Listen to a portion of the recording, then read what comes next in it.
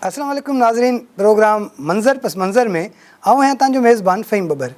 नाज़रीन, ॾे तोड़े परॾे में रहंदड़ आलम इंसानियत के ईद जूं दिली वाधायूं हुजनि। ख़ासि तौर ते सिंध टीवी नेटवर्क ऐं मंज़र पस मंज़र जी टीम पारां तव्हां सभिनी खे ईद जूं मुबारकूं हुजनि। ऐं ख़ासि तौर ते इन अज़म सां गॾु त हीअ जेका ईद आहे असां ख़ुशियुनि सां सेलिब्रेट कंदासीं ऐं गॾोगॾु पंहिंजे आस पास रहंदड़ उन्हनि माण्हुनि जो बि ख़्यालु रखंदासीं, उन्हनि माण्हुनि सां बि जेको आहे ईद जूं ख़ुशियूं गॾिजी सेलिब्रेट कंदासीं जिन खे असांजी ज़रूरत आहे। अॼोके प्रोग्राम में ॻाल्हि ॿोल कंदासीं त जेके उहे माण्हू जेके मुसलसल पंहिंजे कमनि में रुधल हुजनि था, जेके मुसलसल इंसानी भलाई जे कमनि में रुधल हुजनि था, उन्हनि जी ईद कीअं थी थिए। उहे माण्हू जेके ईद जे ॾींहं ते बि पंहिंजूं ड्यूटियूं सर अंजाम ॾियनि था, उन्हनि जी ईद कीअं थी थिए। छो जो असांजे समाज में केतिरा ई अहिड़ा किरदार आहिनि जेके पंहिंजनि ख़ुशियुनि खे सिर्फ़ु ऐं सिर्फ़ु ॿियनि जे लाइ अर्पे छॾींदा आहिनि। त अॼोके प्रोग्राम में कोशिशि कंदासीं त हीअ जेका ईद आहे उन ईद जूं ख़ुशियूं कीअं सेलिब्रेट थी रहियूं आहिनि ऐं ख़ासि तौर ते असांखे पंहिंजनि माण्हुनि खे हिन ईद ते कीअं यादि करणु घुरिजे। त असांखे जॉइन कयो आहे डॉक्टर बख्तावर साहिबा, यंग डॉक्टर आहिनि। उन सां गॾु मारवी अवान साहिबा आहिनि ऐं वुमेन एक्टिविस्ट आहिनि, औरतुनि जे हक़नि लाइ, औरतुनि जी भलाई लाइ कमु कनि थियूं। उन सां गॾु हिरा ख़ान बि असां सां गॾु आहे। हिरा ख़ान वरी जानवरनि जे हक़नि लाइ कमु कनि थियूं। हीअ सिंध जी वाहिद यंग छोकिरी आहे जेका ख़ासि तौर ते जानवरनि जे लाइ कमु करे थी। त स्टार्ट वठंदासीं। मारवी, पहिरीं त तव्हां सभिनी खे बि मुबारक हुजनि, ॾाढा सुठा सुठा ड्रेस पाए आया आहियो। अॼु असां बि शलवार कमीज़ पाती आहे, त पहिरीं त तव्हां सभिनी खे मुबारक हुजनि। मारवी, कीअं पिया ॾिसो, कीअं सेलिब्रेट थी, सॼो ॾींहुं गुज़री वियो आहे ऐं शाम जो वरी तव्हां असां वटि आया आहियो, कीअं पियो लॻे ऐं कीअं सेलिब्रेट कयो आहे ईद? तमामु ॾिसण वारनि खे सभिनी खां पहिरीं त मां ईद जी मुबारक ॾियणु चाहींदमि। मूंखे उमेदु आहे की सॼो रमज़ान बि ॾाढो सुठो गुज़रियो हूंदो, इबादतूं रहियूं, असां बि कयूं ऐं हाणे ईद मल्हायूं पिया ऐं सुठी गुज़रंदी हूंदी। असांजी त अॼु तमामु सुठी ईद गुज़री आहे ऐं सॼो ॾींहुं उहो ई जेको हर साल कंदा आहियूं। हा, इहो थोरो डिफरेंस आहे की हाणे मुंहिंजी शादी खे ॿियो साल आहे त थोरो साहुरनि में ऑब्वियसली तव्हां हिकिड़ी छोकिरी पंहिंजो घर छॾे ॿी फैमिली में वञे थी त उते वरी असल में इहो वरी असांजी स्ट्रेटेजी अथव। असां राति जो मिठो ठाहे फ्रिज में रखी छॾंदा आहियूं ताकी सुबुह सुबुह असांखे खाइणु नसीब थिए। त उहो बसि ठाहे तयारु करे, तयारियूं त राति खां ई शुरू थी वियूं हुयूं असांजूं। त बसि सुबुह जो सभु ख़ैर सां नमाज़ पढ़ी आया। असां वरी लेडीज़ घर में बि नमाज़ पढ़ंदा आहियूं। पोइ जॾहिं जेसिताईं असांजी सभु अची वेंदा आहिनि ॿाहिरां त ॿारनि जी घणी त ॿारनि जी ईद हूंदी आहे, असां वरी उन्हनि खे ख़र्चियूं वर्चियूं ॾेई करे ऐं दावतूं थी वेंदियूं आहिनि। अॼु बि हींअर बि दावत आहे, तव्हां घुराए वरितो आहे सिंध टीवी, त असां चयो हलो पंहिंजे अॼु ॾींहं जो पहिरें ईद जे ॾींहं जो कुझु हिसो सिंध टीवी ऐं असांजे ॾिसण वारनि सां बि गुज़ारे अचूं। महिरबानी मारवी तव्हांजी। डॉक्टर बख्तावर, तव्हां कीअं था ॾिसो हीअ जेका सेलिब्रेशन असां कयूं पिया, ईद ॾाढी ज़रा ख़ुशियुनि जो त्योहार आहे, माण्हू 3 ॾींहं रोज़ा रखे थो। हिकु डॉक्टर जी ईद कीअं थी गुज़रे? हिकु डॉक्टर जी ईद ॾिसो, पहिरीं ॻाल्हि त सभिनी सिंध वासियुनि खे ॾिसण वारनि खे मुंहिंजी तरफ़ां ईद मुबारक। असां डॉक्टर्स जी ईद इहा ई हूंदी आहे की हर वक़्तु एमरजेंसी जे लाइ तयारु रहणो पवंदो आहे की केॾीमहिल बि कॉल अची सघे थी हॉस्पिटल मां, केॾीमहिल बि एमरजेंसी थी सघे थी। त हिकिड़ो प्रॉपर रोस्टर लॻंदा आहिनि की भई हिनखे हिन टाइम ते कमु करिणो आहे, हिनखे हिन टाइम ते कमु करिणो आहे। त उन हिसाब सां हूंदो आहे। जीअं अॼोको ईद जो ॾींहुं हुयो त अॼु असांजी इवनिंग ड्यूटी हुई, जेका शाम वारी ड्यूटी हुई। त सुबुह जो ईद पंहिंजे घर में कई हुईसीं। अलाह शुक्र आहे की सुबुह जो टाइम मिली वियो हुयो, घर वारनि जे लाइ बि ईद सेलिब्रेट कई, तयारी कई, हर शइ कई। उनखां अलावा घर में कुकिंग वग़ैरह बि कई, मिठो ठाहियो, हर शइ कई। उनखां पोइ वरी छो जो शाम जे टाइम ते करिणो हुयो ज़ाहिरा, एतिरो त कोन हुयो, तंहिंजी वजह सां शाम जो ड्यूटी सर अंजाम ॾियणी हुई। त एमरजेंसी में ईद जे ॾींहुं बि असांजी ड्यूटी हूंदी आहे, बिल्कुलु हूंदी आहे। ईद जे ॾींहुं बि असांजी ड्यूटी करणी ॾाढी सुठी ॻाल्हि आहे। ज़ाहिर आहे जॾहिं समाज में तव्हांजी ज़रूरत आहे, समाज जे माण्हुनि खे, त उहा छो जो मरीज़ त ईंदा रहंदा आहिनि, ईद वारे ॾींहुं बि ईंदा रहंदा आहिनि। एतिरो फ्लो न आहे हूंदो, पर एमरजेंसी हूंदी आहे त ईंदा रहंदा आहिनि। हिरा, आप बताएं, आपकी एक वीडियो भी बड़ी अच्छी वायरल हुई थी अभी कुछ दिनों पहले। आपने बर्थडे सेलिब्रेट की जानवरों के साथ, तो किस तरह से आपने ये ईद, किस तरह से ईद भी क्या जानवरों के साथ सेलिब्रेट की आपने? थैंक यू सो मच, आपने प्रोग्राम में इनवाइट किया और सबको बहुत बहुत ईद मुबारक, जो लोग भी हमें देख रहे हैं। बर्थडे सेलिब्रेट करने का एक तो मैंने सोचा ऐसे कि मैं पूरा साल ही एनिमल्स के साथ होती हूँ, उनको मुश्किलों से निकालती हूँ, उनको रेस्क्यू करती हूँ, उनके ट्रीटमेंट्स हो रहे होते हैं, तो क्यों ना जो मेरी बर्थडे है वो भी मैं एनिमल्स के साथ सेलिब्रेट करूँ। तो मुझे पता लगेगा कि मेरी बर्थडे में उनको कितना मज़ा आ रहा है। सो मैंने वहीं पे केक कट किया। हाँ जी, पता लगा। तो मैंने उनके साथ ही केक कट किया और उनके साथ बलून्स वगैरह और ये सब किया, लाइक वीडियो भी बनाई। सा आइडिया था ये। जी जी जी बिल्कुल। तो एनिमल्स ने भी मेरे साथ बहुत एंजॉय किया और आपने सबने देखा होगा कि वो पूरा केक एनिमल्स ने खाया, बहुत एंजॉय किया। तो मेरी बर्थडे उनके साथ गुजरी और ईद भी मॉर्निंग तो ऑब्वियसली जिस तरह फैमिली के साथ सब घरों में होता है, लाइक सुबह मीठा बनता है और नमाज से सब वापस आते हैं, फिर एक साथ बैठते हैं, ईद का लेना देना ये सब चल रहा होता है। तो ये सब इसी तरह नॉर्मली एक ईद हो रही होती है और उसके बाद घर में दावत चलती है और लंच और डिनर स्पेशली खाने बनाए जाते हैं। मैं सिर्फ खा रही होती हूँ, कुकिंग का कोई इतना नहीं, इतना टाइम नहीं मिलता मुझे। सो खाना जो है हम खाते हैं, एंजॉय करते हैं और उसके बाद फिर वही शेल्टर और एनिमल्स की रूटीन जो होती है वही कंटिन्यू। शादी हो जाएगी ना फिर आपको बनाना पड़ेगा हमारी जी बिल्कुल। ये ज़ाहिर खुशनसीब छोकरी आहे जेका ने कुछ कोन ठाहिणो पवंदो आहे। असल में ॻाल्हि इहा आहे कि उअं त सॼो साल अलाह जो शुक्र आहे असांजो हिकिड़ो ॾाढो पुराणो खाधो पचाइण वारो असांजो हाउस हेल्प आहे अदा। लेकिन जॾहिं उहो ईद ते हुनजा बि ॿार आहिनि, हो बि घर वेंदो आहे, हो बि छुटी वठंदो आहे, त बिल्कुलु हुनखे छुटी ॾींदा आहियूं। ऐं ईद जे ॾींहुं मां बिरयानी ठाहींदी आहियां, इन में को शक न आहे। ऐं तमामु जेको आहे असांजा ऑब्वियसली घर वारा इंजॉय कंदा आहिनि। या अगरि मुंहिंजी जेको आहे घर जो ॿियो को भाती अदी ठाहे वठंदियूं आहिनि बिरयानी, त पोइ मां कुझु मिठो ठाहे वठंदी आहियां। त पोइ ईअं मिली जुली असां कंदा आहियूं, त इन में बि हिकिड़ो प्यारु वधंदो आहे, हिक ॿिए जी हेल्प थींदी आहे। ऐं माशाल्लाह महिमान बि काफ़ी ईंदा आहिनि फैमिली जा ॿिया सभु माण्हू।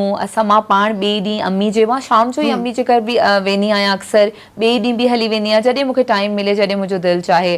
त अम्मी बाबा वटि वरी उते त मुंहिंजी दावत टाइप हूंदी आहे, उते वरी लय हूंदी आहे, घणी लय हूंदी आहे। त हाणे मूंखे लॻे थो कि पहिरीं हिकिड़े घर में ईद मल्हाईंदी हुयमि, हाणे अलाह ॿ घर ॾेई छॾिया आहिनि, ॿिनि घरनि में ईद थी मल्हायां।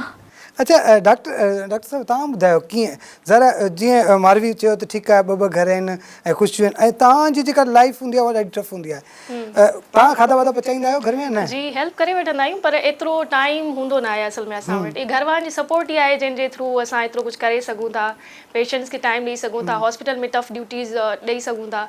त घर वारनि जी सपोर्ट आहे बेशक, मतिलबु घणो करे कमु त उहो ई करे वठंदा आहिनि, पर काफ़ी करे वठंदा आहियूं। जीअं मॉर्निंग ईद ते स्पेशली कॾहिं कॾहिं मूड थींदो आहे भई अॼु कढ़ाई ठाहिजे, बिरयानी घणी पंज हथ जी सुठी ठाहिजे ॿियनि खे। अगरि मॉर्निंग ड्यूटी न हूंदी आहे त करे वठंदा आहियूं, कुझु मिठो ठाहे वठंदा आहियूं, सयूं वग़ैरह या शीर ख़ोरमा वग़ैरह। अच्छा ईद जे ॾींहं ते जेके डॉक्टर्स हूंदा आहिनि ज़ाहिर जेके अस्पताल में, उन्हनि जो जेको रवैयो ईअं त कोन चिड़चिड़ोपन थी वेंदो आहे भई छा आहे असां सभु माण्हू पंहिंजे घरनि में वेठा आहिनि, असां मरीज़नि सां गॾु। जी न, असांखे ॾिसो पोलाइट रहणो पवंदो आहे, तॾहिं ई असां वटि पेशेंट अचनि था, नालो थिए थो। हिकिड़ो इहो रिस्पॉन्सिबिलिटी हूंदी आहे, मरीज़ को बि पंहिंजे शौक़ सां न ईंदो आहे, ज़रूरु उन्हनि खे ज़रूरत हूंदी आहे, बीमार हूंदा आहिनि, स्पेशली ईद वारे ॾींहंनि में त उहे ई ईंदा आहिनि जिन खे वाक़ई ज़रूरत हूंदी आहे। त करिणो पवंदो आहे ड्यूटी, त ज़रूरु बिहेवियर बि पंहिंजो ओड़ो रखिणो थो पए, पोलाइट बिहेवियर रखिणो पवंदो आहे। अच्छा हेरा किस तरह से तैयारी करते हैं, मतलब पार्लर जाना होता है? हम तो कल 2 दिन पहले ईद के 2 दिन पहले से जो है हमने देखा कि पार्लर्स में रश थी, लोग ख़ासतौर पर ख़वातीन, कोई हेयर कट करवा रहा है, कोई मेहंदी लगवा रहा है, कोई जो है अपने ट्रीटमेंट करा रहा है। तो आप लोग भी स्पेशली जो है इस ईद के लिए तैयारी करते हैं? जी जी बिल्कुल, ईद की हम लोग तैयारी करते हैं, पर वो उस हद तक नहीं होती जिस तरह नॉर्मली घर में ख़वातीन तैयार होती हैं और मेहंदियाँ लगवा रही होती हैं। इस चीज़ का हमें टाइम नहीं मिल पाता है और हमारा प्रोफेशन ऐसा है कि उसको हम ज़्यादा टाइम देना पसंद करते हैं।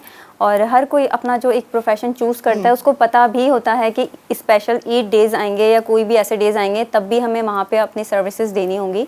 सो मैंने जो अपना प्रोफेशन चूज़ किया है तो उसमें मैं ये सब शौक से करती हूँ। और ईद की जहाँ तक तैयारी है वो थोड़ी कम ही होती है, तो मोस्टली टाइम जो है वो एनिमल के साथ स्पेंड होता है। कोई बिल्ली बीमार हो जाए, वो आ जाए आपके पास ईद के दिन, फिर क्या करेंगे आप?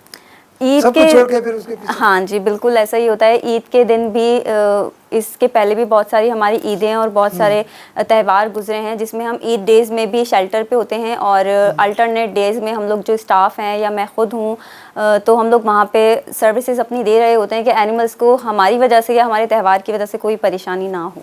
अच्छा मारवी तव्हां वटि ॾाढो सेंसिटिव कमु हूंदो आहे, मुख़्तलिफ़ ओचितो राति जो 11-12 बजे को कॉल अची वई, का औरत आहे, का छोकिरी आहे, का परेशान आहे, कंहिंखे हिरास करे पियो, को पंहिंजे कंहिंखे मुड़ुसु मारियो आहे, अहिड़े क़िस्म जा अजीब क़िस्म जा वाक़िया अची वेंदा आहिनि। ईद जूं ख़ुशियूं हुजनि जॾहिं तव्हां पंहिंजे फैमिली सां गॾु हुजो, ओचितो अहिड़ो को केस अची थो वञे, पोइ उनखे कीअं टैकल था कयो तव्हां? अदा सिर्फ़ु ईद न, मुंहिंजी पंहिंजी शादी वारे टाइम ते मां पंहिंजी मेहंदी लाइ तयारु पई थियां पार्लर में, ऐं मूंखे कॉल आई ऐं उन में हिकिड़ी छोकिरी खे असांखे रेस्क्यू करिणो, त उन ई महिल मां पंहिंजी सर्विसिस वग़ैरह स्टॉप कराए थोरी देरि जे लाइ निकितमि, असांजी टीम वटि वयमि, उन्हनि खे तयारु कयोसीं। तव्हांखे ख़बर आहे थाणनि खे ॾाढो परस्यू करिणो पवंदो आहे, मोबाइल खपे, उते वरी असां वटि औरत अहलकार हुजनि, ऐं वरी उहो एड्रेस वग़ैरह सॼो नोट करे ॿुधायूं, त सॼो असां इहो करे उन भेण खे असां रेस्क्यू करायोसीं। ऐं उन खां पोइ वरी वापसि अची मां पंहिंजी सर्विसिस वरितियूं हुयूं, ऐं कुझु कलाकनि खां पोइ मुंहिंजी मेहंदी हुई। त ईअं ई ईद वारे ॾींहुं बि अक्सर ईअं थियो आहे की कॉल अची वेंदी आहे को न को हरेसमेंट जो, ऐं घरू तशद्दुद जा केस ईद वारे ॾींहुं बि तमामु अफ़सोस जी ॻाल्हि आहे, लेकिन थींदा बि आहिनि, असांखे रिसीव बि थींदा आहिनि। ऐं उते असां भले दावत में वेठा हुजूं, पंहिंजी फैमिली सां वेठा हुजूं, किथे बि वेठा हुजूं, मां कॾहिं इग्नोर इन शइ खे नाहे कयो, छो जो इहा हिकिड़ी सिंसियरिटी आहे, कमिटमेंट आहे, जंहिंजी वजह सां अलाह ऑब्वियसली जेको असां चवंदा आहिनि कि अलाह जी ख़ुशनूदी जे लाइ अगरि असां इंसानी हुकूक जे हवाले सां कमु कयूं था, त उन शइ खे असां कीअं पंहिंजी ख़ुशी खे अॻियां रखी उनखे इग्नोर कंदासीं। छो जो जेकी बि इहे इज़तूं आहिनि, माण्हुनि जी दुआऊं आहिनि, उन्हनि जी मोहबतूं आहिनि, इहे जेके बि मुक़ाम आहिनि, इहे सभु पंहिंजे कम सां सिंसियरिटी, कमिटमेंट ऐं उनखे प्रायोरिटी ॾियण जी वजह सां थियो आहे। त इन लाइ हिकिड़ी हूंदो आहे न ज़मीर पंहिंजो, उहो कॾहिं बि न इहो असांखे करणु ॾींदो आहे की असां ईद के या दावतुनि के या इन शइ खे अॻियां रखी करे पंहिंजे कंहिं बि विक्टम या पंहिंजी कंहिं बि अहिड़ी भेण जंहिंखे मुंहिंजी ज़रूरत आहे उनखे पुठियां करे सघां। ठीकु। डॉक्टर बख्तार, जीअं मारवी चए त भई ॾाढी टफ आहे न हर शइ जी, त ईअं हिननि जी ड्यूटी बेड़ी आहे, ओचितो का कॉल अची थी वञे, का न्याणी आहे, कंहिंखे परेशानी आहे, त उहे उनखे हेल्प आउट करिणो पवंदो आहे। तव्हां सां बि इहो हूंदो आहे, तव्हां वटि घणे करे एमरजेंसी ड्यूटीज़ हूंदियूं आहिनि, पोइ जॾहिं ओचितो अगरि का एमरजेंसी अची थी वञे, को घर में प्लान हुजे, कंहिंजी शादी हुजे, कंहिंजी मेहंदी में वञिणो आहे, या वरी ईद आहे, त पोइ उन में कीअं मैनेज कंदा आहियो? पोइ सभु कुझु छॾिणो पवंदो आहे? जी बिल्कुलु छॾिणो ई पवंदो आहे। अगरि एमरजेंसी कॉल अची थी वञे, काई ज़रूरत पइजी थी वञे हॉस्पिटल जी लेवल ते, त पोइ वञिणो पवंदो आहे। वैसे बि एतिरो मतिलबु शादियुनि में अचणु वञणु, बर्थडे पार्टीज़ अटेंड करणु या पार्टीज़ में वञणु, एतिरो वैसे बि टाइम न हूंदो आहे, न वञी सघंदा आहियूं कंहिंजी शादी वग़ैरह अटेंड करणु, त उहो ई बि हिकिड़ो लिमिटेड शेड्यूल हूंदो आहे, त उन हिसाब सां। पर अगरि ईद वग़ैरह आहे, उन टाइम ते बि हिकिड़ो रोस्टर ठहियलु हूंदो आहे, त उन हिसाब सां अगरि मॉर्निंग आहे, इवनिंग आहे, त वञिणो पवंदो आहे। एमरजेंसी बिल्कुलु जी जी जी बिल्कुलु। ॾिसो न, जीअं फॉर एग्ज़ाम्पल कंहिंजी आहे मॉर्निंग ड्यूटी आहे, जे इन केस उनजी एमरजेंसी थी वञे, त पोइ असांखे कवर ॾियणो पवंदो आहे, त बिल्कुलु ईअं थी थो वञे। इलाही सारा प्लान्स हूंदा आहिनि, कुझु शयूं हूंदियूं आहिनि जेके कैंसिल। मूंखे लॻे थो तव्हांजी ॻाल्हियुनि में तव्हां ईद वग़ैरह इंजॉय कोन था कयो। न ईद इंजॉय कंदा आहियूं बिल्कुलु, हुते हॉस्पिटल में बि असां ईद इंजॉय करे वठंदा आहियूं। जी जी, हॉस्पिटल में बि सुठी ईद इंजॉय थी वेंदी आहे, फ्रेंड्स हूंदा आहिनि, कलीग्स हूंदा आहिनि, पेशेंट्स हूंदा आहिनि, उन्हनि सां बि असांजी ईद सुठी गुज़री वेंदी आहे। ठीकु आहे, ॾाढी सुठी ॻाल्हि आहे त माण्हू ज़ाहिर आहे पंहिंजे कम सां एॾो कमिटेड आहे, जो अगरि कंहिं क़िस्म जी ईद हुजे या वरी ॿी का बि ख़ुशी हुजे, जीअं मारवी ॿुधायो त ॾाढी मेहंदी जी राति जेको आहे ओचितो अगरि अहिड़े क़िस्म जो को केस अची थो वञे, त पंहिंजो ख़ुशियूं हिकिड़े पासे रखी करे माण्हुनि खे सर्विस ॾियणु, माण्हुनि खे जेको आहे सिक्योरिटी ॾियणु, माण्हुनि खे जेको आहे ख़ुशी ॾियणु, इहा बि वॾी ईद आहे। ईद खां वॾी का ख़ुशी न आहे। ब्रेक वठी था वठूं, ब्रेक खां पोइ कंटिन्यू कंदासीं, वठूं था short commercial brake.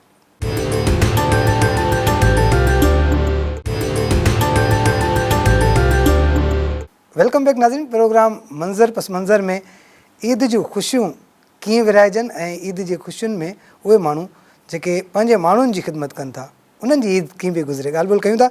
Hera, brake से पहले जो डॉक्टर बख्तावर ने बात की कि वो अपने उसमें अपने अगर पेशेंट के साथ भी ईद सेलिब्रेट कर लेते हैं। आपने जिस तरह से बताया कि आप जानवरों के साथ भी अपने शेल्टर में जो है, आप मुझे थोड़ा सा ये बताएं कि हमारे नाज़रीन के लिए आप किस तरह से उसको जो अपने जानवर हैं उनको रेस्क्यू करती हैं, किस तरह से उनको सिक्योर करती हैं, उनके इलाज वगैरह करती हैं?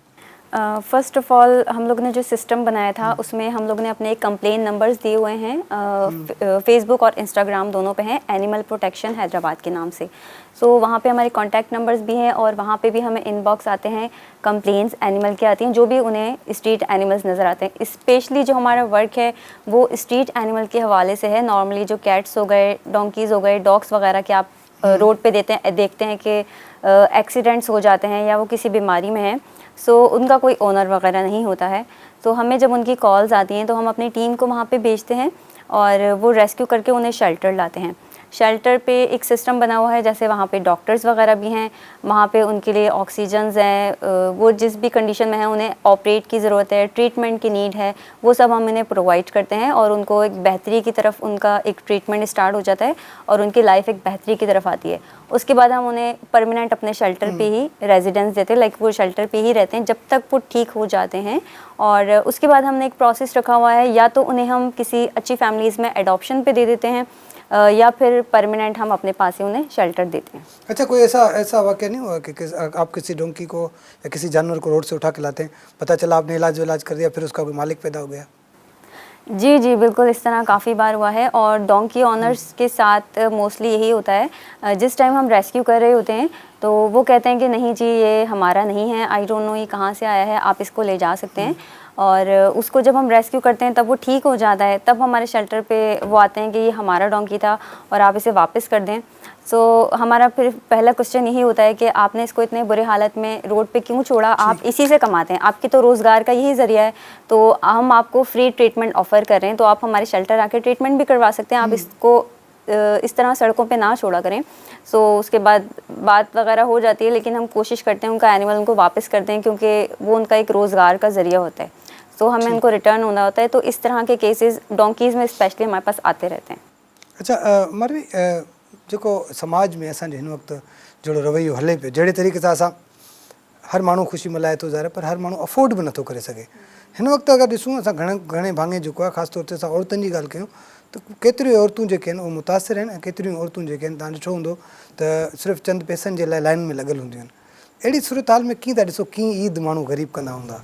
तमामु घणो ॾुखियो वक़्तु ईंदो थो वञे। असां ॾिसूं था की सुठा सुठा घर जेके तमामु डिफरेंट तरीक़े सां ईदूं मल्हाईंदा हुया, हाणे उहो रुॻो पंहिंजे ॿारनि जी ख़ुशी जे लाइ सिर्फ़ु उन्हनि खे पूरो कनि था। मां अहिड़ी फैमिलीज़ खे बि सुञाणा थी जेके बसि को सुठो वॻो चाहे पुराणो ई छो न हुजे उनखे इस्त्री करे ईअं पाइनि था की जीअं ईद जो ॾींहुं आहे गुज़ारणो ई आहे। छो जो असां ॾिसूं था पेट्रोल एतिरो महांगो आहे, घर जे खाधे पीते जी शयूं एतिरियूं महांगियूं आहिनि। रमज़ान में असां ॾिसूं पिया की फ्रूट जो बाइकॉट करण जो हिकिड़ी सिचुएशन सॼी क्रिएट थी वई। त इन सॼे माहौल में माण्हू पंहिंजे ॿारनि खे सुठी तालीम ॾेई सुठो हुननि खे इंसान ठाहिण जी कोशिशि करे, या त ऐशो आराम जी तरफ़ वञे, या ऐं ॾेखावो बि ॾाढो घणो वधंदो थो वञे। असां ॾिसूं था छो जो सोशल मीडिया जो दौरु आहे, कोई माण्हू कहिड़े होटलुनि में वेठो आहे, कोई छा था कनि, कोई कीअं कपिड़ा पाइनि था। पोइ जेके ग़रीब माण्हू आहिनि, जीअं असां ॾिसूं था गुरबत तमामु घणी वधंदी थी वञे, त उहो उन्हनि जो दिलि बि ॾुखंदो हूंदो। त बसि मां इहो ई असांजे अॼु ईद जो हिकिड़ो ॾींहुं त गुज़री वियो आहे, लेकिन ईंदड़ ईदूं, सुभाणे जो परीहं जो ॾींहुं, तव्हां उन्हनि माण्हुनि खे ज़रूरु यादि रखो, तव्हां यतीम ॿारनि खे ज़रूरु यादि रखो। तव्हां पंहिंजे पाड़े में तव्हांखे ख़बर हूंदी आहे, असांखे ख़बर हूंदी आहे, असांजे माइटनि में असांखे ख़बर हूंदी आहे की केरु थोरो घटि कमाइण वारा घर आहिनि, उन्हनि खे को खाधे पीते जी शइ मोकिले छॾी, उन्हनि जे ॿारनि खे कुझु चूड़ियूं ॾेई छॾियूं, का अहिड़ी नंढड़ी शइ का ॾेई छॾी, ख़र्ची ॾेई छॾी। उन सां इहो आहे की असां थोरी कोशिशि करे सघूं था सभिनी खे इन ख़ुशियुनि में गॾिजी खणी हलण जी। ठीकु आहे डॉक्टर, तव्हां कीअं चवंदो इन खे त असां पंहिंजे पाड़े जी जेका जेका ॻाल्हि कई मारवी, आस पास जे माण्हुनि जो कीअं ख़्यालु रखी सघंदा आहिनि ईद ते? आसपास जे माण्हुनि जो जीअं अदी मारवी चयो, बिल्कुलु ईअं ई उन्हनि जो ख़्यालु रखो। ईद जे वक़्तनि में ॾिसो त कंहिंखे ज़रूरत आहे त ज़रूरतमंदनि जी तव्हां हेल्प कयो। जीअं रमज़ान बि हुयो त रमज़ान में ॿियो कुझु न, त जेके सफ़ेद पोश माण्हू आहिनि, जेके तव्हां खां घुरी बि नथा सघनि, कुझु चई बि नथा सघनि, त उन्हनि खे तव्हां राशन वग़ैरह ॾियो जेतिरो बि तव्हां खां थी सघे थो। ॿियो कुझु न वधीक त जीअं तव्हांजे घर में जेके कमु करण वारा माण्हू आहिनि, जीअं कमु करण वारी मासी आहे या कोई बोरची वग़ैरह कमु करे थो, त उन्हनि जी ईद जा कपिड़ा जीअं थी विया, जीअं असां पंहिंजा कपिड़ा वठूं था, जेको बि हैसियत आहे त तव्हां उन्हनि खे हिकिड़ो वॻो ॾेई छॾियो। या जीअं अदी मारवी चयो त चूड़ियूं वग़ैरह थी वयूं, कुझु ख़र्ची वग़ैरह थी वई, त मतिलबु उन सां इलाही जो मतिलबु इहो हूंदो आहे कि मतिलबु इहो हूंदो आहे कि खणी हलूं। इहो थोरी आहे बसि वॻो पाए तस्वीरूं कढी लॻाए छॾूं, न, उनजो मक़सदु ई इहो आहे कि पंहिंजे माइटनि खे मिलो जुलो, उन्हनि खे बि खारायो, पाण बि सुठे तरीक़े सां मिली जुली हलो। अकेले त ईद थी नथी सघे। हाणे मुंहिंजे ख़्याल में कुछ असां वटि चेंज आयो है, ये मांग करता लोग करते हैं अब इस तरह से। लोग इस यंग जनरेशन जो है, हम लोगों की एज की या अब हम लोग के जो बाद है, उन लोगों में ये चीज़ हमने बहुत देखी है कि वो आगे बढ़ के अपने आसपास के लोगों का काफ़ी ख्याल रखते हैं। फ्लड का जो टाइम था, मुझे तो घर वाले कहते थे तुम घर पे भी रह लिया करो, लेकिन वो सुकून ही नहीं आता था। सब हमारे लोग तकलीफ़ में तो हम घर में कैसे बैठे हैं। और वो जो फ्लड जा जेके आफ्टर शॉक्स आहिनि उहे असां अञा बि ॾिसूं पिया, अञा बि असांजे जेको आहे दादू वारे साइड ते एतिरा इन तरह जूं फैमिलीज़ मौजूदु आहिनि जिन्हनि खे छत अॼु बि ईद जे ॾींहं ते मथे ते कोन्हे। केतिरी फैमिलियूं आहिनि, लखें केतिरियूं माण्हू जेके आहिनि उहे घरनि खां ॿाहिरि आहिनि, अञा बि घरनि खां ॿाहिरि आहिनि। असांखे घुरिजे त असां उन्हनि सभिनि माण्हुनि जो जेको ख़्यालु रखूं, ख़ासि तौर ते मुंहिंजे ख़्याल में त हमारी ही जेको कोविड वारो दौर हो उन असांखे इलाही सेखारियो, उन में असां माण्हुनि जी हेल्प करणु सिखिया आहियूं, उन में असां पंहिंजो माण्हू पंहिंजी फैमिली सां कनेक्ट थियणु, सेल्फ केयर असांखे सेखारियो वियो आहे, हेल्थ इम्पोर्टेंस असांखे ख़बर पई आहे, ऐं इहो बि ख़बर पई आहे कि कीअं असां ॿियनि खे पाण सां गॾु खणी करे, यानी कि मूंखां कंहिंखे लॻी थो सघे त दैट मीन्स कि मुंहिंजी जेकी ग़लति आदतूं आहिनि, मुंहिंजी जेके ग़लति एक्ट्स आहिनि उहे बि अॻिले खे कीअं असरअंदाज़ करे था सघनि। त मां इन खे सिर्फ़ु हिकिड़ी बीमारी जी तरफ़ मैसेज खे न खणी ईंदमि, लेकिन इहो अहिड़ो मैसेज आहे कि मां जेको कयां थी उनजो इम्पैक्ट सॼी कम्युनिटी के पए तो। अच्छा, मैसेज जिस तरह से हम देते हैं, ज़ाहिर है आपका जो काम है बहुत अच्छा मैसेज है, क्योंकि ये इसको मज़ीद आगे जाना चाहिए, क्योंकि इस मैसेज से अगर कोई और देखेगा कि ये अगर बिल्ली ये कोई जानवर किसी बेज़बान जानवर उसकी भी अहमियत है, तो इस मैसेज की कितनी अहमियत है? बेज़ुबान जानवर, देखें हम जो प्रायोरिटीज़ देते हैं ना एनिमल्स में और इंसानों में, हेल्प के हवाले से या हेल्थ के हवाले से या किसी भी हवाले से हम इमोशंस के हवाले से देखते हैं, तो हम लोगों की जो मोस्टली लोगों की प्रायोरिटी होती है वो एक इंसान होती है कि यार इसको हेल्प करना है, इसको इन चीज़ों की ज़रूरत हो सकती है, या ये बीमार है तो इसको तकलीफ़ हो रही होती है। अगर आप इंसान में और जानवर में प्रायोरिटी हटा दें तो आप देखें इमोशंस भी सेम हैं, तकलीफ़ भी सेम है, मोस्टली जो है उनकी नीड्स भी सेम हैं। तो ये हमें जो है वो सोचने की ज़रूरत है कि यार उनका भी हमें ख्याल रखना है। और अल्लाह ताला ने इंसान को जो अशरफुल मखलूक़ात बनाया है वो इसीलिए कि आप अपने आसपास अपने जो भी लिविंग थिंग्स हैं उनका ध्यान इंसानों ने ही रखना है।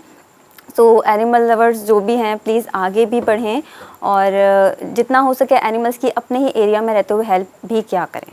ठीक है। अच्छा, एनिमल लवर्स, इंसानियत लवर्स, तव्हां जेको असां ॻाल्हि कयूं पिया जहिड़ी तरीक़े सां हाणे हॉस्पिटल में तव्हां आयो, जंहिं हॉस्पिटल में तव्हां कमु कयो था, जिते बि उते मुख़्तलिफ़ क़िस्म जा वाक़िया अचनि था, मुख़्तलिफ़ क़िस्म जा माण्हू परेशानियुनि जो शिकार हुजनि था, त ज़ाहिर इमोशन्स आहिनि। जेका अहिड़ा ॻाल्हि कई त माण्हू अगरि कंहिं बीमार जानवर खे ॾिसे थो त माण्हू पाण अंदरि पंहिंजी तकलीफ़ महसूसु थो करे, त उन वक़्तु छा सिचुएशन हूंदी आहे, पोइ कीअं कंट्रोल कंदा आहियो, पोइ कीअं हेल्प कंदा आहियो तव्हां माण्हुनि जी? सिचुएशन ॾिसो, डॉक्टरी फील्ड अहिड़ी आहे जंहिंमें इमोशन्स तमामु घणा हूंदा आहिनि, ठीकु आहे, पर उनखे बि साइड ते रखे हिकिड़ो कमु सर अंजाम ॾियणो हूंदो आहे।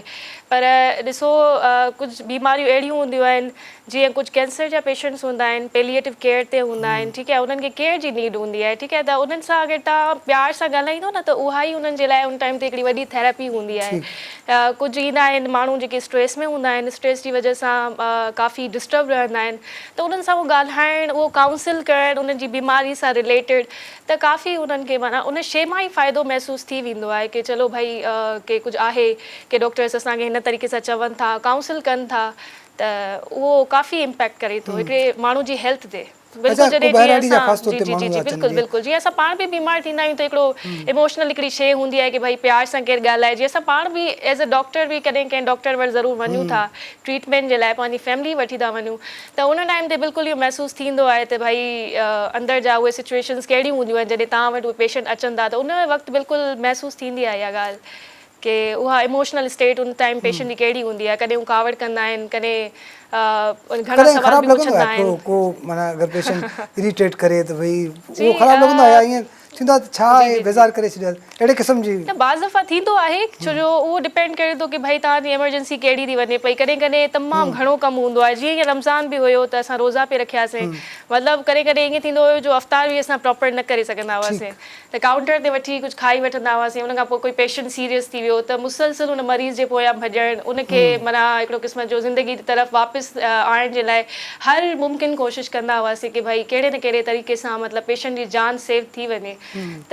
काफ़ी थींदो आहे मेंटली स्ट्रेस में त डॉक्टर्स त माना जाम रहंदा आहिनि, मतिलबु स्ट्रेस थींदो आहे, सॼो ॾींहुं उन स्ट्रेस वारी सिचुएशन सां तव्हां बिल्कुलु डील कयो था, त त काफ़ी दफ़ा टाइम बि इलाही इंक्रीज़ थी वेंदो आहे, इलाही दफ़ा मतिलबु इलाही थींदो आहे, इन शइ जो इम्पैक्ट असांजी हेल्थ ते बि पए थो, पर छो जो असां डॉक्टर्स आहियूं त उहे शयूं सभु मैनेज करणियूं थी पवनि। ठीकु आहे, पंहिंजी हेल्थ जो बि ख़्यालु रखणु घुरिजे, छो जो ज़ाहिर आहे जेके ही माण्हू असांजा वॾा क़ीमती आहिनि, जी बिल्कुलु, यंग डॉक्टर्स हूंदा आहिनि काफ़ी दफ़ा मतिलबु स्ट्रेस तो उनजे अलावा बि जेको बि कमु आहे तव्हां सिंसेरिटी सां कयो था, तव्हांखे स्ट्रेस थिए थो, असां बि इंसान आहियूं ऐं असांखे पंहिंजे पाण खे हिकिड़ी सेल्फ हीलिंग करणी थी पए to come out from that stress and situation. जो तव्हां पाण सेहतमंद हूंदो त तव्हां जेको आहे ऐं सिर्फ़ु जिस्मानी सेहत न, लेकिन तव्हांजी ज़हनी तौर ते बि हिकिड़ो आहे न सेहत के तमामु तव्हांखे बहितर तरीक़े सां बैलेंस रखणो थो पए, छो जो असां मेंटली वेल हूंदासीं त अॻिले जी सिचुएशन खे सम्झी बि सघंदासीं ऐं रिस्पॉन्ड बि सुठो करे सघंदासीं। नाज़रीन, ॻाल्हि ॿोल जो सिलसिलो जारी आहे, वठंदा शॉर्ट कमर्शियल ब्रेक।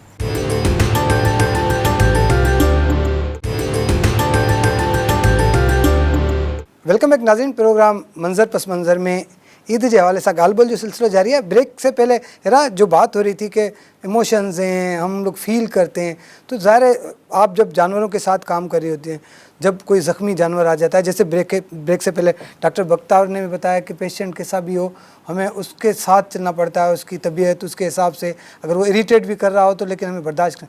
इस टाइप के जब जानवर आते हैं आपके पास, ज़ाहिर है आप कभी कभी ऐसा भी मैंने तो नोट किया है कि आप लोग रोड से, गलियों से एक्सीडेंट के जानवर जो होते हैं, शदीद ज़ख्मी जानवरों को भी लेके आती हैं, तो फिर वहाँ जब पूरा दिन लग जाता है उनका ख्याल रखने में, उनका इलाज करने में, तो फिर किस तरह से मैनेज होता है ये? जिस तरह मैंने अभी बात की थी प्रायोरिटी वाली जो बात की थी, तो सेम सिचुएशन ही होती है हमारे साथ जब भी हम एनिमल को रेस्क्यू करते हैं। एक तो उनकी मेंटली हेल्थ को भी हमें बेहतर करना होता है फौरी तौर पे, और उसमें ये होता है कि जिस टाइम तक हम रेस्क्यू करके उसे शेल्टर ला रहे होते हैं और जिस टाइम उसका ट्रीटमेंट चल रहा होता है, हमें उसे बहुत ही प्यार से ट्रीट करना होता है। और लाइक हम लोग को कुछ इस तरह से ट्रेनिंग्स हैं कि हम उनसे बात कर सकते हैं, उनसे कम्युनिकेट कर सकते हैं। सो जिस वजह से वो एनिमल समझ जाता है, हमारी लैंग्वेज को समझता है, हमारे जो कम्युनिकेशन को समझता है, और वो काफ़ी रिलैक्स फील करता है, तो ही वो हमारे साथ कोऑपरेट कर सकता है। अदरवाइज़ आप इस चीज़ को समझ सकते हैं कि स्ट्रीट पे चलने वाला एक एनिमल जिसको हम फौरी तौर पे उठाते हैं और स्पेशली ज़ख़म की हालत में अगर हम उसको लेके आते हैं तो वो हमें बाइट भी कर सकता है, तो उसकी भी मेंटली हेल्थ को देखना होता है। उसका ख्याल रखते हैं आपके? अगर ज़ाहिर डॉग है कोई वो, या फिर वो ज़ाहिर है उस वक्त शदीद गुस्से में भी होगा वो जानवर, बिल्कुल होता है, और उसके अलावा वो कुछ भी रिएक्ट कर सकता है। बिल्कुल बिल्कुल, वो शदीद एग्रेसिव होते हैं जिस टाइम हम स्ट्रीट डॉग्स को उठाते हैं। सो उनमें जो है कुछ एक हल्की सी मेडिसिन भी दी जाती है जिसमें हल्का सा नशा भी होता है, ताकि हम उसको ला सकें अपने शेल्टर तक और उसका ट्रीटमेंट भी कर सकें। इसके अलावा उससे कम्युनिकेशन भी कंटिन्यू रखते हैं ताकि वो हमसे कोऑपरेट कर सके, और उसी के हम बेहतरी के लिए काम कर रहे होते हैं। तो ये चीज़ एनिमल भी समझता है, वो भी एग्रेसिव होते हैं ना सारे जानवर है, तो उसके लिए क्या आपने इसके लिए कोई ट्रेनिंग की है, या आपके पास जो स्टाफ है वो ट्रेंड स्टाफ है इसमें? मेरे पास जो टीम है और स्टाफ है वो काफ़ी एक्सपर्ट हैं, और वो उनको रेस्क्यू करने का तरीका और उनको शेल्टर तक लाने का तरीका, उनसे कम्युनिकेट करने का जो डॉग्स का स्पेशल तरीका है वो उसी तरह से चल रहे होते हैं। ये बाकायदा एक ट्रेनिंग्स होती हैं जिसके थ्रू आप रेस्क्यू कर पाते हो। लाइक कोई भी रैंडम लोग स्ट्रीट पे रेस्क्यू ना ही करें तो अच्छा है, ना ही वो कोशिश करें कि यार जिस तरह वो हम लोग को वीडियोस में देख रहे होते हैं कि विदाउट एनी इक्विपमेंट्स हम लोग उन्हें रेस्क्यू करते हैं और शेल्टर लेके आ सकते हैं, तो इस तरह कोई भी कर सकता है। तो एग्रेसिव डॉग्स में आप लोग बिल्कुल लाइक ना कोशिश करें और कंप्लेन ही करें तो ज़्यादा बेहतर होता है। तो डॉग्स एग्रेसिव भी होते हैं, आपको बाइट भी कर सकते हैं, सम टाइम हम पे भी अटैक्स होते हैं, लेकिन हम लोग को चूँकि प्रैक्टिस है तो हम लोग उनसे बच भी जाते हैं और उनको थोड़ा सा काम भी कर देते हैं। तो ये है एक सारा रेस्क्यू का जो चल रहा होता है सिलसिला। मतलब ये कि आप सेफ साइड रखते हैं? जी जी अल्हम्दुलिल्लाह। हमारे भी जेको हिरा जो जी कम आहे जहिड़े तरीक़े सां, त अहिड़े क़िस्म जो असां त मतलब पंहिंजे हुन में ॾिसूं था, रिपोर्टिंग वग़ैरह कयूं था, त असांखे एतिरा माण्हू नथा अचनि जेके एनिमल्स जे लाइ कमु कनि था। तव्हां छा सम्झो त अहिड़े क़िस्म जो कमु अॻियां अचणु खपे माण्हुनि खे, ख़ासि तौर ते नौजवाननि खे, त जीअं मतलब इहो एनिमल्स खे बि जेको आहे वधीक सिक्योरिटी मिली सघे? अच्छा फ़हीम, ॿाहिरि जे मुल्क में मां काफ़ी रही बि आहियां, उते ट्रेनिंग्स लाइ बि वेंदी आहियां। हींअर रिसेंटली बि मां रशिया वई हुयमि पाकिस्तान खे रिप्रेज़ेंट करण जे लाइ।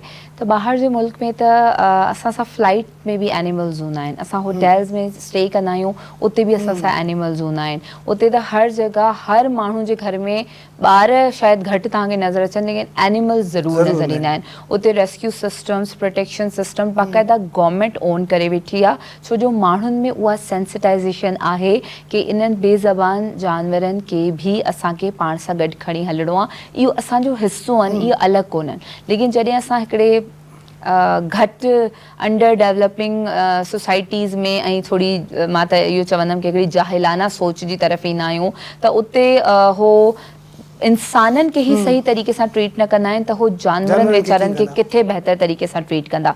इते पंहिंजे घर में तव्हां पंहिंजी मायुनि जे मथां तशद्दुद था कयो, तव्हां पंहिंजे ॿारनि खे हिकु ज़हनी तशद्दुद जो शिकार था ठाहियो, उन्हनि खे प्रॉपर एक्सपेंसिस नथा ॾियो। इते असां ॾिसूं था माण्हू माण्हू खे मारे थो छॾे, इते असां ॾिसूं था अगरि कंहिंजे मथां को चोरी जो इल्ज़ाम लॻे थो, मच्छर कॉलोनी जो वाक़ियो असांजे साम्हूं आहे, झमघट हिकिड़ो थिए थो, उहो माण्हुनि खे मारे थो छॾे। त इन समाज में, इन सोच में जानवर किथे प्रोटेक्टेड थी सघनि था, ऐं असां ॾिसूं था उन्हनि सां ज़्यादतियूं आहिनि, यानी कमाए बि उहो जानवर तव्हांखे ॾे ऐं ज़ुल्म बि तव्हां, चाबुक बि तव्हां उन्हनि खे हणो, त भई घोड़ो आहे हुनखे हणंदासीं त उहो घणो तेज़ हलंदो, छो ॿिए के तरीक़े सां असां हुनखे नथा ॿुधाए सघूं कि तोखे स्पीड वधाइणी आहे, या अगरि असां जेको आहे गधे जी तरफ़ था अची वञूं त उहो तव्हांखे कमाए थो ॾे, तव्हांजो बोझ खणे थो, ऐं उनखे तव्हां अहिड़े क़िस्म सां हलायो था कि न उनखे पाणी था पीआरियो, न उनजी खुराक, ऐं उनखे साही पटण नथा ॾियो। त इन जे अलावा ॿियूं बि असां ॾिसूं था, ॿिलियुनि सां माण्हू नफ़रतूं कंदा आहिनि, उन्हनि खे डंडा हणंदा आहिनि, उन्हनि खे अज़ियत कंदा आहिनि, जेके ज़हनी तौर मूंखे बीमार माण्हू नज़र ईंदा आहिनि, उहे जानवर जेको बेज़बान आहे उन ते तशद्दुद करे पंहिंजी का तस्कीन कंदा आहिनि, छा कंदा आहिनि आई डोंट नो, लेकिन इन तरह जा साम्हूं असांजी शयूं अचनि थियूं। ऐं अहिड़े समाज में असांजा साथी ईअं अची करे जानवरनि खे प्रोटेक्ट करणु, उन्हनि जो ख़्यालु रखणु, उन्हनि जे हवाले सां कुझु करणु, इहा तमामु वॾी ॻाल्हि आहे, ऐं इनखे असां वाक़ई एप्रिशिएट बि कयूं था। ऐं असां सभिनी खे खपे कि जिते बि असांखे जानवर कंहिं बि बुरी हालत में नज़र अचे त असां उनजे हक़ लाइ बि आवाज़ खणूं, ऐं असां कोशिशि बि कंदा आहियूं कि खणूं। ऐं इन तौर जॾहिं को इंसान का न्याणी अगरि सफ़र थी करे कंहिं हरेसमेंट या तशद्दुद में, को ॿार आहे, को ट्रांसजेंडर आहे, उन जे हक़नि लाइ बि साॻूने नमूने आवाज़ खणूं, छो जो मज़लूम हूंदो आहे, चाहे उहो जानवर हुजे या इंसान, छो जो उहो साह खणंदड़ इंसान आहे या साह खणंदड़ जानवर आहे, त का बि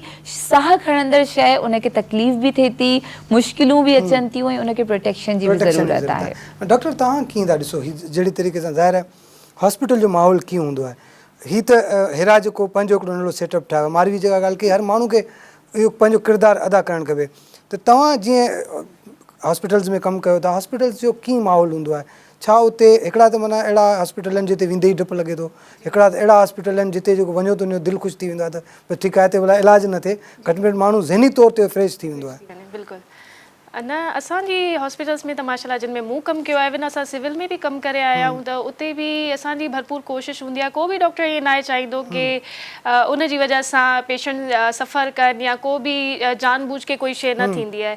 त बिल्कुलु जंहिं अस्पताल में हाणे आउं बि कमु कयां थी पई, हाशिम मेडिकल हॉस्पिटल, तव्हांखे ख़बर आहे, त बहितरीनु माहौल आहे उते। हैदराबाद में बहितरीनु इहो इनिशिएटिव आहे, बहितरीनु हॉस्पिटल आहे जिते अची करे पेशेंट्स जो मूव नथो करिणो पए ॿियनि सिटीज़ में एमरजेंसी ट्रीटमेंट वठण जे लाइ या एमरजेंसी में वञण जे लाइ, त बिल्कुलु असां उहा शइ खणी वठंदा आहियूं। सीनियर्स आहिनि, ऑन बोर्ड आहिनि, सभई कंसल्टेंट्स ऑन बोर्ड हूंदा आहिनि। माहौल केतिरो डिपेंड थो करे माण्हू ते मथां, मतिलबु सफ़ाई बिल्कुलु बिल्कुलु हाइजीन, तव्हांखे ख़बर आहे हॉस्पिटल में तव्हां विज़िट करे आया त तमामु घणो उहा शइ इलाही इम्पैक्ट करे थी, छो जो हिकिड़ो पेशेंट अचे थो सही थियण जे लाइ, फ्रेश थियण जे लाइ, कि भई असां वञूं था। फॉर एग्ज़ाम्पल इन्फेक्शन्स आहिनि, हींअर ईंदी जीअं गर्मियूं ईंदियूं त मलेरिया, डेंगी, टाइफॉइड, इहे तमामु घणियूं शयूं इहे वधी वेंदियूं आहिनि, इन्फेक्शन्स वधी वेंदा आहिनि। त हिकिड़ो माण्हू जॾहिं हॉस्पिटल उन टाइम ते अचे थो त उनखे इहो ई हूंदो आहे कि भई पहिरीं त सफ़ाई हुजे, सफ़ाई हुजे, ऐं उहो इन्वायरमेंट असांखे मिले, उहा केयर असांखे मिले, स्टाफ, डॉक्टर्स, त उन हिसाब सां उहे जहिड़ी तरीक़े सां डील कनि था मरीज़नि खे, त इहा शइ बिल्कुलु इम्पैक्ट करे थी, ऐं इन्फेक्शन कंट्रोल में बि उहा शइ इम्पैक्ट करे थी। मतलब जेको माहौल आहे उहो माण्हू जे मथां तमामु बिल्कुलु इम्पैक्ट करे थो, जेके पेशेंट्स अचनि था बिल्कुलु उन जे मथां इम्पैक्ट करे थो, उन जे करे पोइ वरी फ्लो जेके पेशेंट्स हिकिड़े दफ़ा वञनि था वरी तव्हांखे मां ॿुधायां माहौल तमामु घणो इम्पैक्ट करे थो। जीअं असां ॻाल्हि था कयूं कि तशद्दुद जा वाक़िया या हैरेसमेंट जा थाणे वञनि था त उहो उन्हनि खे अगरि मोट नथी मिले या औरतूं ते बहितर नथियूं फील कनि त वुमेन प्रोटेक्शन सेल खे बि असां ईअं ई ताईं आइडियली ठाहियो आहे कि का बि ईंदड़ औरत इहो महसूस करे कि मां हिकिड़ी अहिड़ी जॻह ते अची वई आहियां जिते हर को बाइख़लाक़ आहे, मुंहिंजी ॻाल्हि ॿुधण लाइ वेठो आहे, साफ़ सुथरो माहौल आहे, हिकिड़ो कंफर्टेबल ज़ोन मूंखे ॾिनल आहे, इहो तमामु घणो ज़रूरी आहे। अच्छा हेरा, मुझे टाइम थोड़ा सा के बचा है, मुझे ये बताएं आपको ये ख्याल कैसे आया कि आप जो ख़ास तौर पे जानवरों का ख्याल रखें, उनके हकूक़ के लिए काम करें? बेसिकली एनिमल लवर तो मैं बहुत टाइम से हूँ, समझ लें कि बचपन से काफ़ी शौक़ रहा है मुझे एनिमल्स रखने का। लेकिन कोविड से कुछ टाइम पहले जब बिल्कुल हर चीज़ समझ लें पैक होना शुरू हुई और मैंने स्ट्रीट्स पे देखा कि जो एनिमल्स जो फूड अपना सर्च करते थे कुछ होटल से या कुछ कच्चे से या कुछ ऐसी जगहों से जहाँ से हम लोग खाते हैं और उन चीज़ों को छोड़ देते हैं, वो चीज़ एनिमल्स का एक फूड होती है, बाकायदा उनकी एक लाइफ होती है, तो वो चीज़ जो है वो श्रिंक होना शुरू हो गई और एनिमल्स जो है वो भूखे रोड्स पे नज़र आने लगे हमें। तो मैंने जो वर्किंग अपनी तेज़ की वो इस कोविड के दौरान ही की। 2019 का स्टार्ट था और ये सब स्टार्ट होने लगा था, चाइना में कोविड चला था इस तरह, तो हमें लगा कि यार यहाँ भी ऐसा कुछ हो सकता है, तो इस पे मैं वर्किंग स्टार्ट ऑलरेडी कर चुकी थी। और जब कोविड आया तो कोविड के टाइम में तकरीबन आप समझे पूरा साल मैं और मेरी टीम के 2-3 लोग, जो उस टाइम हमारी कोई हमने नाम नहीं रखा था अपने ऑर्गेनाइजेशन का, कुछ सोचा नहीं था कि हम क्या करेंगे, लेकिन हमने सबसे पहले फूड जो है वो स्ट्रीट्स पे देना शुरू किया और बहुत सारे ऐसे पॉइंट्स बनाए कि जहाँ पे हम एनिमल्स को फूड पहुँचा सकें, और उसी टाइम पे एनिमल्स आते भी थे और फूड उनको मिल जाता था। तो ये चीज़ हमने कोविड से ही सीखी कि जिस मुश्किल में हम लोग गुजर रहे हैं, जो मुश्किलात हमारे साथ हैं, वही चीज़ एनिमल्स के साथ भी हैं कि अगर हम नहीं घर से निकल पा रहे हैं, हम अपना लाइफ कंटिन्यू नहीं कर पा रहे हैं, तो एनिमल्स के लिए भी बहुत ज़्यादा मुश्किल है। तो बस सोच यहीं से शुरू हुई और फिर ये सिलसिला एक चलता रहा। अच्छा तव्हां इनमें जेका ॻाल्हि कई त कीअं मतिलबु थियणु घुरिजे अहिड़े तरीक़े सां, अगरि जीअं मिसाल ईद आहे त ईद जी सेलिब्रेशन जे दौरान सभु जानवरनि जो ऐं ख़ासि तौर ते उन्हनि माण्हुनि जो कीअं ख़्यालु रखूं? ईद ते असां अकेले कंहिं माण्हू जी का ईद न हूंदी आहे। ईद जो मतिलबु ई हूंदो आहे कि सभु मिली करे कयूं, त घर में तव्हांजा जेके बि भाती आहिनि, तव्हांजा कमु करण वारा भी तव्हांजे घर जा भाती आहिनि, तव्हांजे आस पास रहंदड़ माण्हू, तव्हांजे ख़ानदान जा माण्हू, इवन तव्हांखे ख़बर आहे असां ईद ते फितरो कढंदा आहियूं, त उन में बि असांखे इहो ख़्यालु रखणु खपे कि जेके, ऐं उहो असां ज़रूरी न आहे ईद जे ॾींहं ते ई ॾियूं माण्हुनि खे, उहो असां थोरो पहिरीं बि ॾेई था सघूं कि माण्हू ईद ते पंहिंजी तयारी करे सघनि। त इहे कुझु शयूं आहिनि जेके असां अगरि वक़्त ते कयूं त ॾाढो सुठो रहंदो। बिल्कुलु। ऐं सॼो रमज़ान बि असां ॾिसूं था कि ॾिसो रोज़ो खोलाइणु मके में, मदीने में, असांजे हिते पाकिस्तान में हर जॻह ते असां ॾिसूं था माण्हू रोज़ो खोलाइनि था, राशन घरनि में पुॼाइनि था। त हिकिड़ी ईद, इहा जेकी ईद अॼु असां मल्हायूं था, इहो हिकिड़ो ॾींहुं कोन्हे, इहे उहे तमामु 30 ॾींहं ईद जा जुड़ियल आहिनि, जंहिंमें असांखे इहा ख़बर थी पए कि खाधो पीतो, सब्र, गुस्सो, ॿियनि जो ख़्यालु रखणु, इंसानियत, इहो सॼो महीनो असांखे इहो सेखारे थो। ठीकु आहे डॉक्टर साहिबु, तव्हांजी मौजूदगी जो फ़ाइदो वठंदासीं। तव्हां मूंखे ॿुधायो त कीअं खाइणु खपे, माण्हू खे ज़ाहिर ख़्यालु कीअं रखणु खपे? ईद ते असां निकिरूं था त सॼो ॾींहुं जेको आहे असांखे माना खाइणु मिलाए, किथे वञूं त शीर कोरमा पियो मिले, किथे वञूं था त सयूं ठहियूं पियूं आहिनि, ज़ाहिर मिटनि माइटनि में खाइणु हूंदो आहे, किथे चांहि पीआरे छॾी कंहिं, वरी अचो किथे बिरयानी था खायूं, किथे राति जो वरी कढ़ायूं था खाई छॾियूं। त कीअं मतिलबु पाण खे मैनेज करे माण्हू त जीअं खाधनि खे बि इंजॉय कयूं ऐं पंहिंजी सिहत जो बि ख़्यालु रखूं, थोरी टिप्स ॾेई छॾियो असांजे नाज़रीन खे। ईद आहे त ईद ते बिल्कुलु बि हरगिज़ इहो न कयो कि भाई खाइणो न आहे, चीट करिणो आहे, मतिलबु कि डाइट करणी आहे। बिल्कुलु तव्हां डाइट भले रमज़ान में फॉलो कयो पिया या सॼी ज़िंदगी फॉलो कयो पिया, पर ईद ते हिकिड़ी अहिड़ी शइ आहे, ख़ुशियुनि जो मौक़ो आहे, ज़ाहिर आहे तव्हां केॾे घर वञो, उहो तव्हांजे साम्हूं का शइ रखे थो, त उहा अगरि तव्हां न खाईंदो तॾहिं बि बुरो लॻे थो। त ॿियो वधीक कुझु न, त तव्हां उन्हनि मां थोरी थोरी शइ खाई वठो, ठीकु आहे, जेका तव्हांखे लॻे थो कि भाई हीअ शइ मूंखे सूट न आहे, लेकिन खाओ ज़रूर, खाओ ज़रूर, छो जो ईद आहे, ईद ख़ुशियुनि जो मौक़ो आहे, बार बार न ईंदी आहे।